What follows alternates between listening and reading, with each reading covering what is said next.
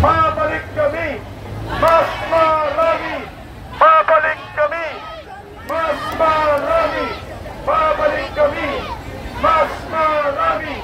Babalik kami! Mas marami! Okay, last finger na. Bakit kayo sa 30 minutes? 30 minutes, then disperse. Okay, magandang hapon po sa inyo lahat. Ito po ang inyong lingkod, chairman ng Barangay Balibago, Angeles City. Nandito po kami para suportahan ang pagkikain at pinaglalaban po natin ang transparency and accountability.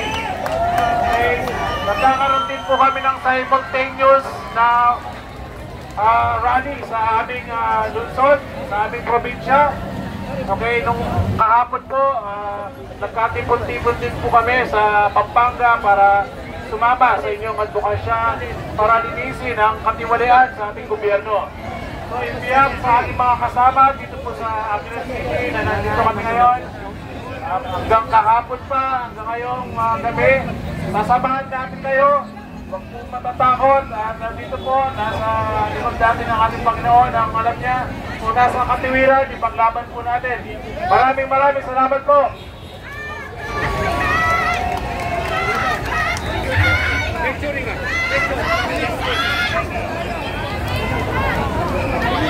Okay, hiwalay-hiwalay na tayo, hiwalay-hiwalay.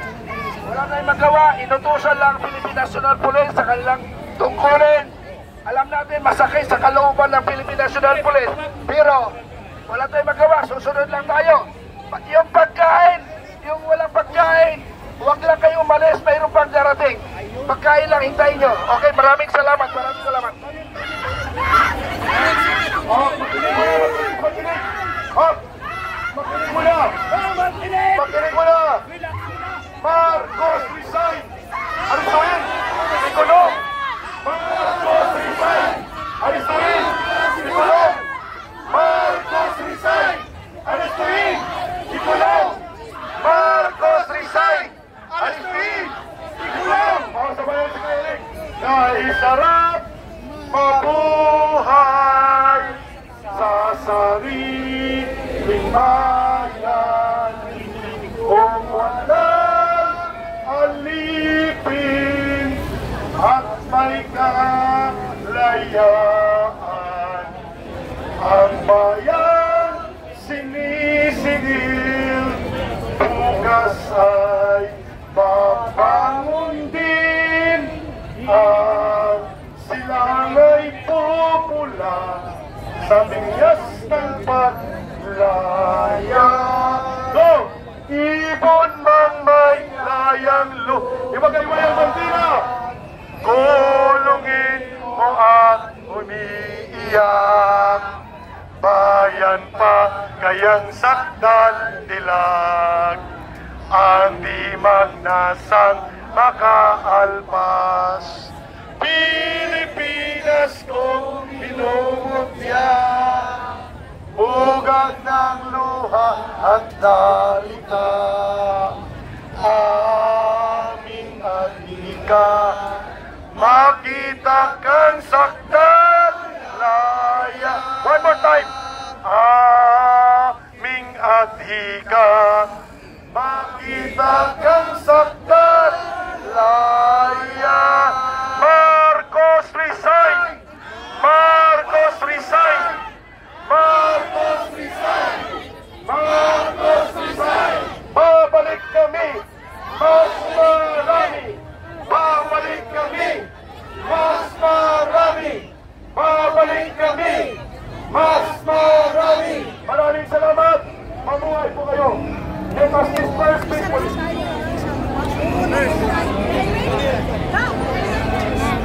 Kailangan na daw mag-disperse kasi hulihin daw tayo guys pag di tayo umalis ngayon. Ganito katindi. Si Bongbong Marcos. Ayan.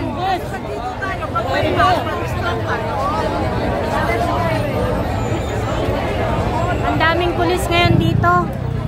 Pag di daw kayo umalis, ay huhulihin na tayo.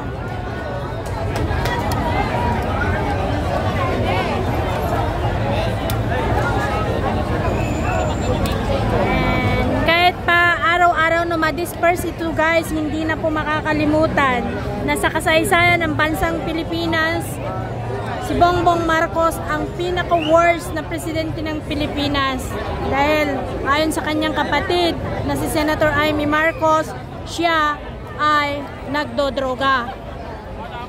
Alam naman natin pag nakahay ang isang adik, hindi walang matinong pag-iisip ang isang adik.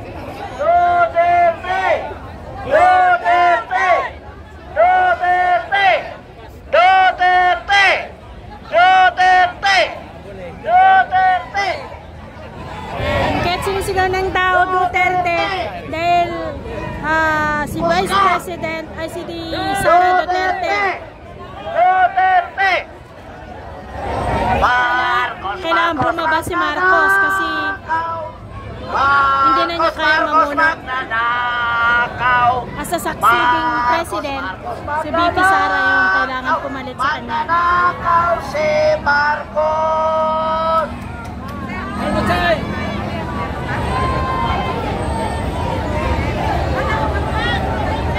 Nandito na yung mga pulis guys. Huhulihin na daw kami pag hindi kami umalis. Ang dami na nila.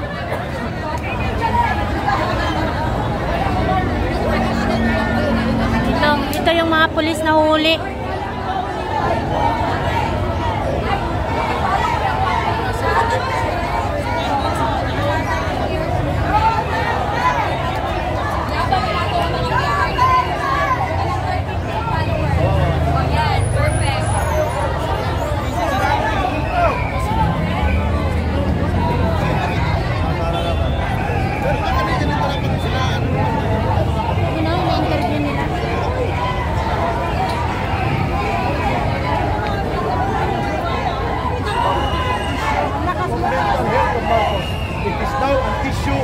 Of constitutional authority and national security. At mahalaga ang testimonya na yun ni Senator Amy sapagkat mas usulit mas kaya spokesperson na Malacanang according to her kasi iba't ibang grupo ang nananawagan na isa nga si Pangulong Marcos na mga issue na kinakaharap ngayon ng administrasyon. Pero Yusek Castro na hindi oblige si Pangulong Marcos na mag-resign. Your take on this? Klaro lang natin, hindi po raw opsyon para kay Pangulong Marcos ang mag-resign because he is working, nagtatrabaho ang Pangulo. Si Claire Castro, magbago na siya ng kanyang trabaho. Mag-apply na sa bilang komedyante. Nobody is taking seriously.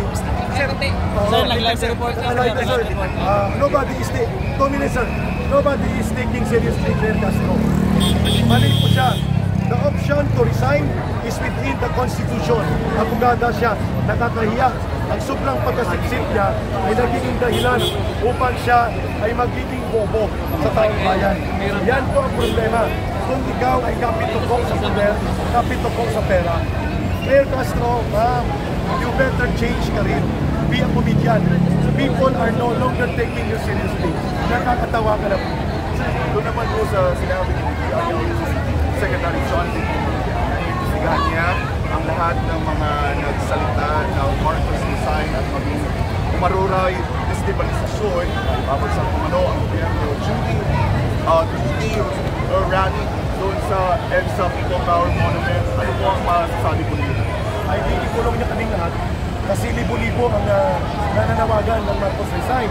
Pero a friendly and unsolicited advice kundi ay ang Secretary John Vic Rimulya. Sir, sa sobrang pagkasipsip nyo, nakalimutan mo na ang kriminal dito ay hindi po ang taong bayan. Ang kriminal ay ang boss mo, si Marcos Jr., si Martin Romualdez na barkada ninyo. Yun ang imbestigahan mo, hindi ang taong bayan na nagpapasahod sa inyo at yun ang dapat ninyong pinoprotektahan. Mag-isip-isip ka muna, Mr. Rimulya. Ikukulong mo kaming lahat, then do it. And the Filipino people ay hahatulan ka kasama ng kapatid mo.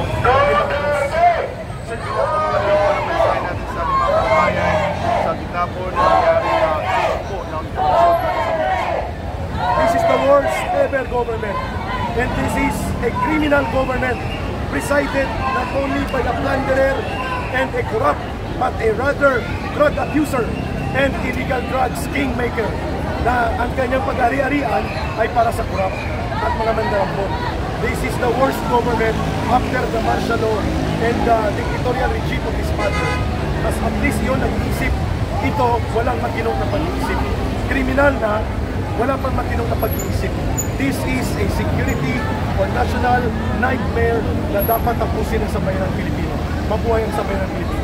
Maraming salamat po kay Eric. At yan po mga partners, yan ang pahayag ni kay Eric na isa sa mga nangunguna dito sa rally, sa kilos protesta malapit nga dito sa EDSA Shrine. At inaasahan nga natin mga partners na mamayang alas 6 ng gabi ay maghihinto na itong kilos protesta dahil pinagbigyan lang sila ng mga otoridad, ng mga kapulisan at dapat kinakailangan pa rin daw na magkaroon ng permit to rally sa naturang bahagi na ito ng Quezon City. At yan muna ang latest updates mga partners para sa Diyos at sa Pilipinas. Mahal, balik muna sa inyo.